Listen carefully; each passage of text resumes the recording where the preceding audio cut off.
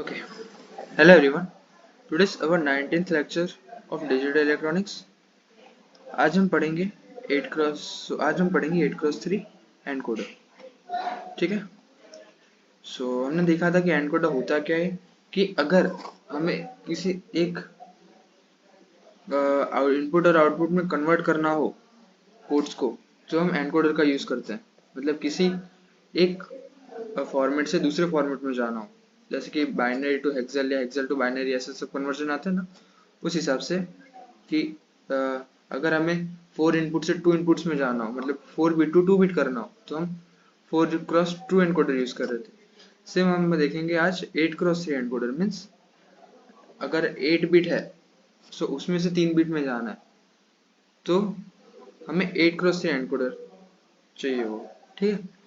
देखते हैं कि an 8 to 3 encoder has 8 inputs line and produce 3-bit binary output.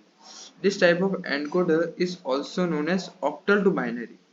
मतलब ये तो हो गया हमारा octal और ये हो जाएगा हमारा binary output. ठीक है. as it converts octal input into binary outputs. मतलब हम octal input देंगे और हमारे पास binary output मिलेगा. ठीक है. हम बताया कि लॉजिक क्या होता है कि 2n इनपुट्स होंगे और आउटपुट क्या होगा n जितने. ठीक है. देख सकते हैं आप इधर block diagram of 8x3 encoder, जिसमें y0 1 2 3 4 5 6 and up to 7 means 8 inputs हैं, और a0 a1 और a2 3 आउटपुट है, जिसमें y0 LSB है और y7 MSB, और यहाँ पर a0 LSB और a2 MSB. ठीक है. उस हिसाब से अगर हम इसका लॉजिक ट्रूथ टेबल देखें कि क्या बनेगा. अगर हमें पता है कि जब हमारा इनपुट हम जिस हिसाब से देखें उसी हिसाब से हमारे आउटपुट पर वैल्यूज आएगी. मतलब अगर हमारे पास y0 सिलेक्ट हो रहा है, मतलब y0 1 है और बाकी सारे 0 है, तो 0 को हम बाइनरी में कैसे लिखेंगे? 3 इनपुट्स में 0 0 0. मतलब कि तीनों आउटपुट्स हमारे क्या होंगे? 0 0 0. अगर हमारी y1 लाइन 1 है और बाकी की सारी 0 है, y1 लाइन 1 है और बाकी की सारी 0 है, तो 1 को बाइनरी में हम कैसे लिखेंगे? 3 इनपुट में 0 0 1. मतलब a2 की वैल्यू 0, a1 की वैल्यू 0 और a0 की वैल्यू 1. उस हिसाब से अगर 2 1 और बाकी सारे 0 हो तो 0 1 0. अगर y3 1 हो तो 0 1 1.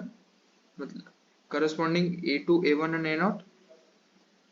y4 1 हो तो a2 1 a1 0 एंड a0 भी 0.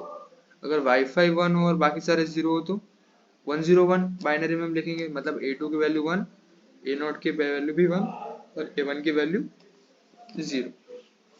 ठीक है.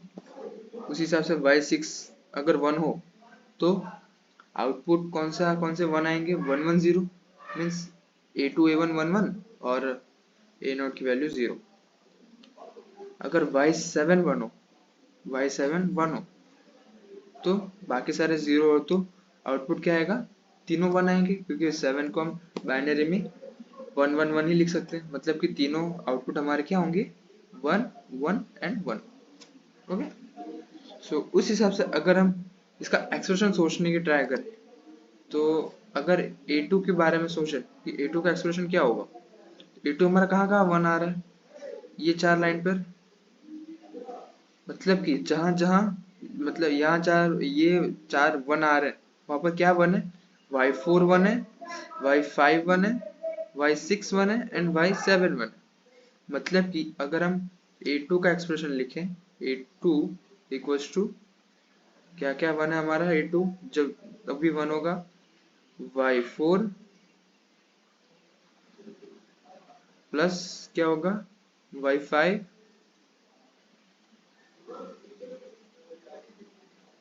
Plus y6 and plus y7.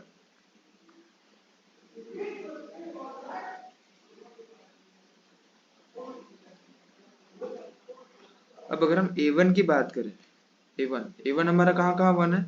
एक तो ये रहा. मीन्स जब y2 1 है, फिर ये 1 है मतलब कि कब, जब y3 1 है, फिर ये 1 1 मतलब कि जब y6 और y7 1 है, मतलब कि a1 का एक्सप्रेशन क्या आएगा, a1 इक्वल्स टू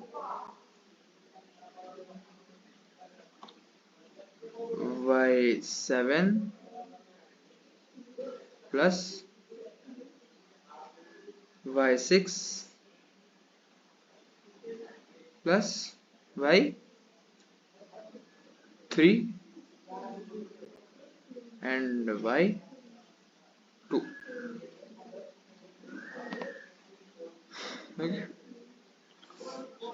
अब अगर हम ए नॉट की बात करें LSB बिट की, सो LSB बिट कहाँ कहाँ 1 हो रही है हमारी, ए नॉट इक्वल्स टू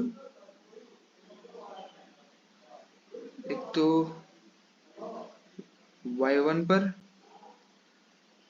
फिर एक y3 पर, फिर y5 पर एंड फिर y7 पर 1 हो रहा है, ठीक है। सो अगर ए नॉट लिखे तो क्या आएगा, y1 plus y3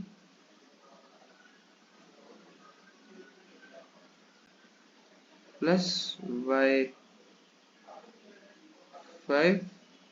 and y7, ठीक है। सो ये हो गया हमारे 3 आउटपुट के एक्सप्रेशन, फिर ये और ये, ओके। सो अब अगर हम इसका लॉजिक इस हिसाब से अगर हम लॉजिक डायग्राम सोचे तो ए नोट का क्या होना चाहिए, ए नोट कैसे, कौन से गेट से बनेगा, और गेट से, जिसमें इनपुट्स क्या होंगे हमारे, एक y1 इनपुट आ रहा होगा, एक y3 इनपुट आ रहा होगा, एक y5 एंड एक y7। उस हिसाब से a1 में 4 इनपुट्स होंगे, y7 y6 y3 and y2 और गेट में, ओके, उस हिसाब से, ठीक है। सो यहाँ हम XYZ जो है वो उसको हम A2 A1 के A2 A1 और A0 के करस्पॉन्डिंग सोच सकते हैं, ठीक है। सो ये था हमारा 8x3 एनकोडर, जिसकी definition, block diagram, logic diagram and truth table हमने देखा और साथ में उसके एक्सप्रेशन भी लिखे, ठीक है। सो ये हो गया हमारा 8x3 encoder, okay. So thank you so much.